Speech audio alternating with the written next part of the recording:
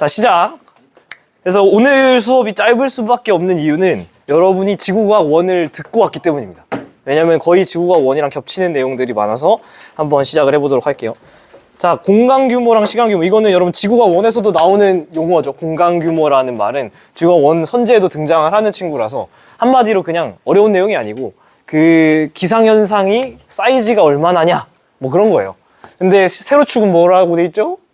시간 규모로 돼 있죠. 한마디로 그 녀석이 얼마나 길게 지속되느냐인데 그 둘의 관계를 봤더니 y는 ax꼴 아닙니까? 한마디로 비례하죠. 무슨 얘기냐면 이 그래프에서 제일 중요한 말은 사이즈가 크면 오래 지속된다 그 뜻입니다. 그래서 예를 들면 제일 작은 사이즈는 미규모, 그 다음은 중간 규모, 그 다음은 종간 규모, 그 다음은 지구 규모라고 하는데 이 순서 정도는 알아주시면 좋고, 종간이랑 중간이랑 다른 말이에요. 종간은 종합적으로 관측할 사이즈다, 좀 크다라는 거고, 여러분이 여기서 숫자 하나 기억해줘야 될 건 이 100kg. 뭐라고요? 100kg. 이 100kg보다 큰 사이즈 보니까 태풍, 열대저기압이죠. 온대저기압, 열대저기압, 뭐 고기압, 키 큰 고기압, 키 작은 고기압 이런 거라든가, 더 사이즈가 커지면 대기대순환, 편서풍, 파동, 저번 시간에 배운 거, 이런 것들 같은 경우에는 이 100kg보다 큰데, 이런 친구들이 왜 중요하냐면은 이 100kg가 넘어가면 전향력이라는 걸 고려해 줍니다. 그거보다 작을 때는 전향력을 딱히 고려하지 않고요. 100kg보다 크면은 또 어떤 일이 있냐면은 일기도에 표시를 해줍니다.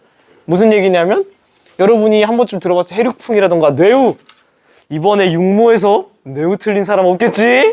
적은 성숙 소멸 아직도 틀린 사람 없겠지? 그런 거는 일기도에 표시 안 해주죠. 왜냐면 사이즈가 작기 때문에. 한 번쯤 여러분이 뭐 미국 다큐멘터리나 그런 거 보면은 토네이도 본 적 있죠?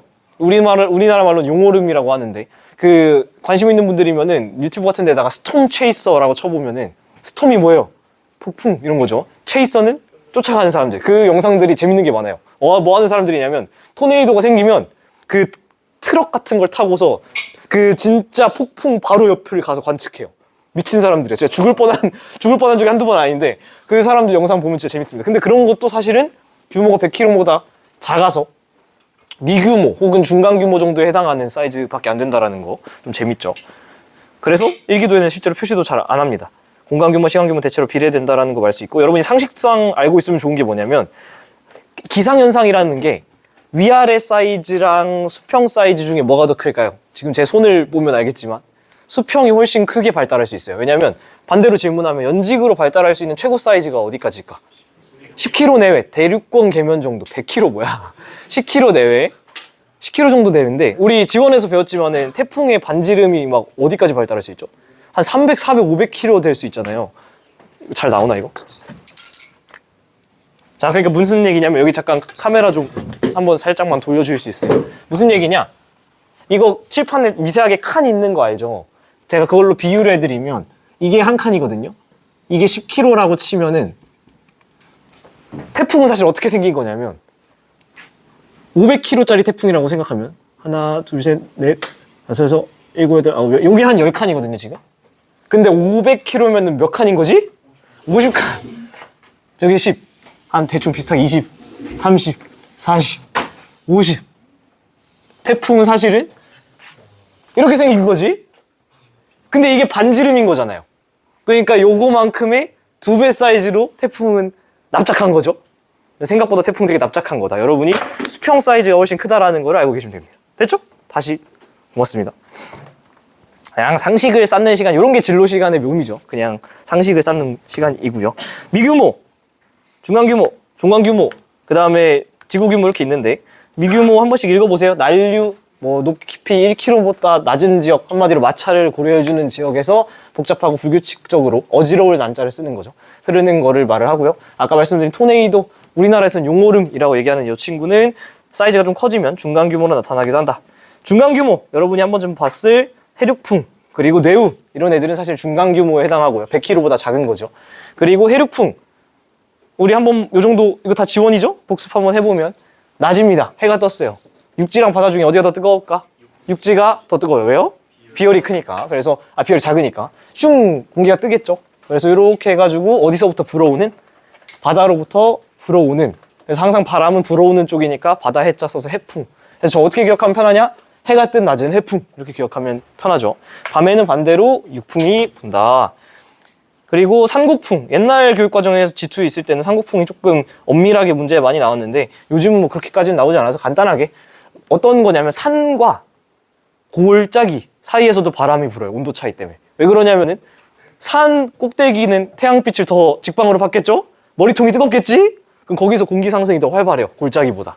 그래서 머리통에서 공기가 뜨고 골짜기 쪽으로 이렇게 바람이 내려가서 오히려 골짜기 쪽에서 바람이 불어오는 그런 바람이 낮에 불게 되는데 그래서 낮에는 골짜기 쪽에서 불어와서 곡풍, 밤에는 산풍. 전 이거 학생 때 어떻게 기억했냐면 낮에는 밥을 먹어야 되니까 곡식을 먹어야 돼서 곡풍 뭐 이렇게 어거지로 외웠던 기억이 나네요. 내후 지원이죠? 아직도 모르진 않겠지? 적성소 해가지고 비는 어디에 내린다? 성숙단계 어디 부근에? 하강기류 쪽에서 뿌리는 거예요. 상승기류 쪽이 아니고 이런 것들 복습하시면 되고요. 종광 규모 드디어 100km보다 커져서 전향력을 고려해주고 1기도에 써주는데 고기압 저기압으로 나누는데 고기압은 여러분 이거 다 지원이죠? 온난 고기압, 한랭 고기압 복습 잘 하시면 되겠고요. 저기압, 열대 저기압, 온대 저기압 대표적인 저기압 다 지원이죠? 네, 넘어가겠습니다. 계절풍. 계절풍은 제가 지원 설명 때도 말씀드렸는데 사실은 아까 말씀드린 해륙풍은 주기가 얼마나 될까요? 낮, 밤, 그쵸. 24시간 하루 주기잖아요. 근데 이게 만약에 주기, 시간 규모라는 게 슉 확장돼서 1년 사이즈로 가면은 낮이 여름에 대응하게 되고 밤이 겨울에 대응하게 되죠.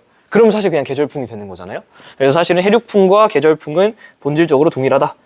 그래서 여름에는 무슨 계절풍이 불죠? 남동 계절풍. 왜요? 여기에 뭐가 있는데? 북태평양 고기압. 겨울에는 무슨 계절풍이 불죠?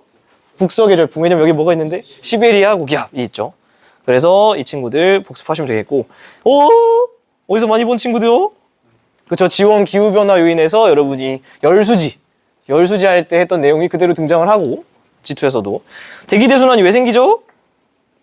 저유도는 에너지가 많이 들어와요. 고유도는 에너지가 적게 들어와요. 그러면은 넘치는 저유도의 에너지를 고유도로 보내줘야 되는데 그걸 누가 하는 거죠? 대기랑 해양. 그쵸. 대기랑 해양이 움직이는 이유가 그래서 그렇다. 그래서 여기 G2에서 다시 한번 등장을 하는데 G2에서 좀 알아주셔야 될 거는 요 지원할 때도 말씀드렸지만 위도 38도 여기서 남북방향 에너지 수송량이 최대인 지역이다. 이런 건 G2에서 다시 한번 언급이 되고 있고요. 대기랑 해양이 움직이는 이유는 지구가 동그랗고 자전하기 때문이라고 말씀드렸었죠.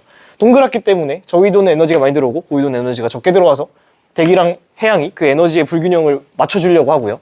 또 자전하기 때문에 뭐가 생기죠? 전향력이 생겨서 복잡한 대기대순환이 생긴다. 다 지원입니다. 지원에서 자전이 안 생기면 헤들리 순환 하나만 있는 단일 세포 모형이 되죠. 이렇게. 그죠? 근데 지구가 자전하면은 와우 우리가 알고 있는 요 그림이 만들어집니다. 각각의 포인트들 직접 그릴 수 있어야 될까 없어야 될까? 있어야 되고 각각의 여기 있는 용어들 다 알아야 될까? 하나라도 몰라도 될까? 다 알아야 됩니다. 다. 그래서 다 지원이니까 복습하시면 됩니다. 오늘 수업 여기까지. 다음 시간부터는 우주로 갑니다. 우주로.